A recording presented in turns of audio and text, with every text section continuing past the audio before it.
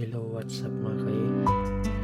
We are doing a modification of sabiki, different kind of modification of sabiki for effective and more strike that we got. Okay, we will modify this one mga kay because the manufacturing is not strong, so we need to modify. Okay, I will update you later on once I already finish. Okay, we will put resin, we will change the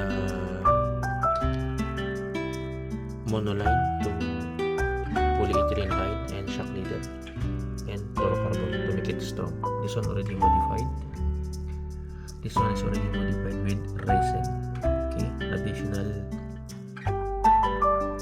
what you call this one, feeder and additional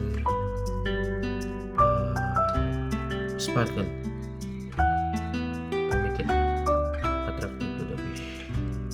Okay, let's go fishing mga kay.